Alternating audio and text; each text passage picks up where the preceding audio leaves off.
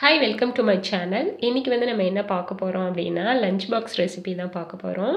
இது வந்துட்டு நீங்கள் ஒரு 10 to 15 மினிட்ஸ்க்குள்ளேயே பண்ணிடலாம். உங்களுக்கு பாயில்டு ரைஸ் இருந்தாலே போதும். இல்லை நீங்கள் லெஃப்ட் ஓவர் ரைஸ் வச்சுருக்கீங்க அப்படின்னா கூட இது செஞ்சு பாருங்கள், ரொம்ப ஈஸியாக இருக்கும்.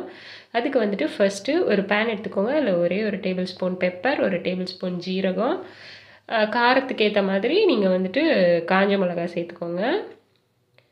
நான் வந்துட்டு 2 காஷ்மீரி மிளகாவும் ஒரே ஒன்று தான் நான் வந்து காரத்துக்காக போட்டிருக்கேன். ஏன்னா பெப்பரும் நம்மளுக்கு காரமாக இருக்கும்.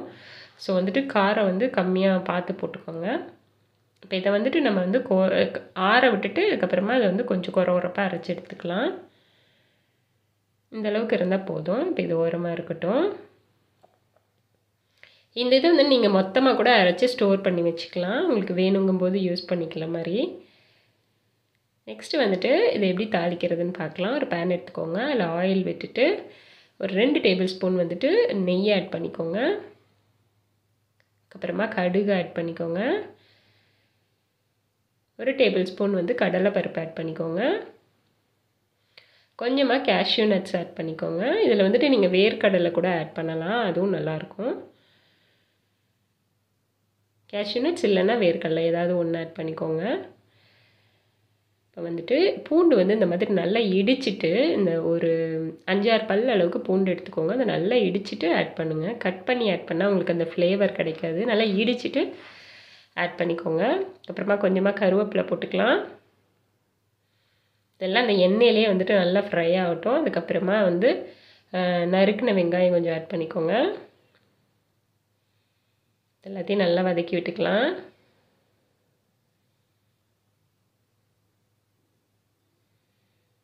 இப்போ வெங்காயம் நல்லா வதங்கினதுக்கப்புறமா வந்துட்டு கொஞ்சமாக பெருங்காயத்தூள் ஆட் பண்ணிக்கோங்க.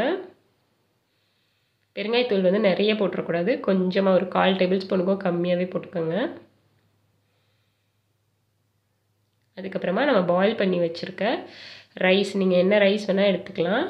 பாஸ்மதி ரைஸ் வேணால் எடுத்துக்கோங்க, இல்லை நார்மல் பொன்னி ரைஸே கூட பாயில் பண்ணி வச்சதை எடுத்துக்கோங்க. எப்போயுமே வந்துட்டு வெரைட்டி ரைஸ் செய்யும்போது ரைஸை வந்து ஆற வச்சுட்டு அதுக்கப்புறமா தான் நீங்கள் அதில் ஆட் பண்ணணும். சூடாக இதில் போட்டிங்க அப்படின்னா வந்து குழஞ்ச மாதிரி ஆயிரும். அதனால் நல்லா ஆற விட்டு எடுத்து வச்சுக்கோங்க. இந்த ரைஸ் போட்டு நல்லா மிக்ஸ் பண்ணியாச்சு. தேவையான உப்பு ஆட் பண்ணிக்கலாம். ரைஸில் ஆல்ரெடி உப்பு போட்டிருக்கீங்க அப்படின்னா போட தேவையில்லை. இந்த இதுக்கு மட்டும் இந்த ஆயில் இருந்ததுக்காக கொஞ்சமாக போட்டுக்கிட்டால் போதும். அப்புறமா நம்ம அரைச்சி வச்சு அந்த பொடியை வந்து இதில் ஆட் பண்ணலாம். இந்த மிளகு சீரக பொடியை வந்துட்டு நீங்கள் சில பேர் வந்துட்டு பச்சையாகவே போடுவாங்க. நீங்கள் பச்சையாக போடும்போது உங்களுக்கு அந்த ஸ்மெல்லெல்லாம் நல்லா இருக்காது. வறுத்து போடும்போது உங்களுக்கு வந்துட்டு ஸ்மெல்லும் நல்லாயிருக்கும், ப்ளஸ் டேஸ்ட்டும் வந்துட்டு உங்களுக்கு ரொம்ப நல்லாயிருக்கும்.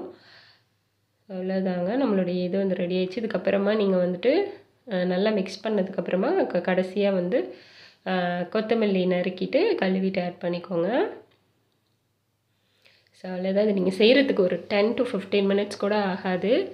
ஜஸ்ட் நம்ம ரைஸ் மட்டும் குக் பண்ணி வச்சு ரெடியாக வச்சுருந்தீங்க அப்படின்னா ஒரு டக்குன்னு செஞ்சு நம்ம லஞ்ச் பாக்ஸ் ரெசிபீஸ்க்கு வந்துட்டு இது யூஸ் பண்ணிக்கலாம். மதியத்துக்கு வந்து சாப்பிடும்போது ரொம்ப நல்லாயிருக்கும். சைட் டிஷ் வந்துட்டு நீங்கள் உருளைக்கிழங்கோ இல்லை ஏதோ வந்துட்டு வெரைட்டி ரைஸ்க்கு ஏற்ற மாதிரி சைட் டிஷ் ஆட் பண்ணிக்கோங்க. ஸோ அவ்வளோதாங்க. இது போல் நீங்களும் ட்ரை பண்ணி பாருங்கள். என்னோடய வீடியோஸ் உங்களுக்கு பிடிச்சிருந்துச்சுன்னா லைக் பண்ணுங்கள், ஷேர் பண்ணுங்கள், கமெண்ட் பண்ணுங்கள். அண்ட் மறக்காமல் சப்ஸ்கிரைப் பண்ணுங்கள். அந்த பெல் பட்டனையும் கிளிக் பண்ணிக்கோங்க. தேங்க்யூ, பாய்.